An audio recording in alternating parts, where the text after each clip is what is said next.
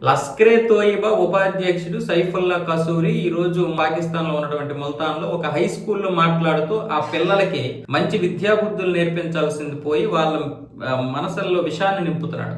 భారతదేశం మీద ద్వేషాన్ని నింపుతున్నాడు. భారతదేశం పాకిస్తాన్ నాశనాన్ని కోరుకుంటుందని చెప్పడమే కాకుండా మన ఆపరేషన్ సింధూర్ లో పహల్గాం దాడిలో జరిపినటువంటి ఆ యొక్క దాడి గురించి కూడా మాట్లాడుతున్నాడు.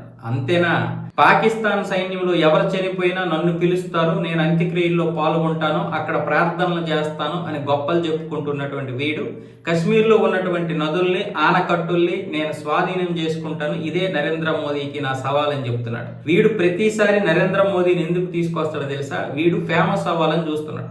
నరేంద్ర మోదీ పేరు చెప్తే ఇంటర్నేషనల్ లెవెల్లో ఫేమస్ అవ్వచ్చు, అది వీడి యొక్క ముఖ్య ఉద్దేశం. అయితే వీడికి అంత సీన్ లేదు పక్కన పెడితే, కేవలం వీడిని హై స్కూల్కి కూడా రప్పించి మరి ప్రసంగం ఇప్పించి వేదికలు పంచుకునేలా చేస్తుంది చూడండి పాకిస్తాన్ ప్రభుత్వం. దాన్ని అనాలి అసలు. ఉగ్రవాదులు మా దేశంలో లేరంటూనే మరి ఇప్పుడు లష్కరే తోయిబా ఉపాధ్యక్షుడు సైఫుల్లా ఎలా వచ్చాడు?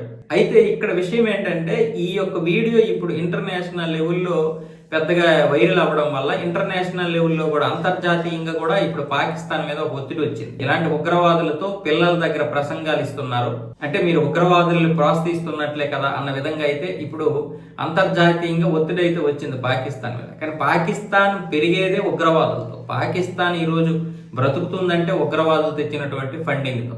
ఆ విషయం ప్రపంచానికి సగానికి తెలియదేమో, మరి తెలిసినా తెలియనట్టు నటిస్తారు. ఎందుకంటే ఇప్పుడు పాకిస్తాన్ పక్కనే అమెరికా ఉంది కాబట్టి. మరి నాటో దేశాలు ఎప్పుడు మాట్లాడు, ఇక చైనా లాంటి దేశాలు ఇలాంటి విషయంలో మాత్రం మాట్లాడు, ఇంకా అవసరమైతే సపోర్ట్ చేస్తారు. ఇలాంటి 1-2 కాదు, ఒక 10-15 రకాల నాలుకలు ఉంటాయి అమెరికాకి చైనాకి ఈ విషయంలో. ప్రపంచ దేశాలన్నీ కూడా ఇప్పుడు నోరు మూసుకొని ఉంటాయి, ఏదో 1-2 దేశాలు తప్ప. సైఫుల్లా మాత్రమే కాదు, జైషే మహమ్మద్ చీఫ్ ఉన్నాడు కదా అజార్ మజూద్, వాడి విషయంలో కూడా నిన్న ఒక ఆడియో లీక్ అయింది.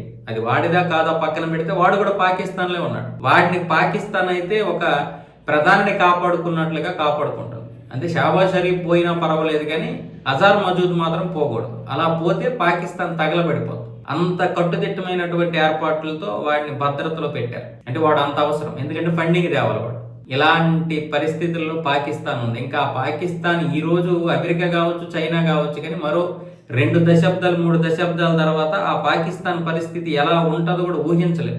అణ్వాయుధాలనో లేకపోతే ఇప్పుడు ఖనిజ సంపద ఉందనే తప్ప ఇంకా పాకిస్తాన్కి ఏమీ లేదు. రేపు ఖచ్చితంగా మరో 10-15 సంవత్సరాల్లో బలూచిస్తాన్ విడిపోద్ది. అది విడిపోయిన వెంటనే సింధు ప్రజలు కూడా విడిపోతారు. అర్థమైపోయింది వాళ్ళకి, ఇంకా ఈ పాకిస్తాన్తో మనం ఉంటే వేస్ట్ అని. ఇలాంటి వాడు నరేంద్ర మోదీకి వీళ్ళు సవాల్ చేస్తారు. అంటే ఫేమస్ అవ్వడం కోసం ఇలాంటి పనికిరాని సవాళ్ళు ఇవి.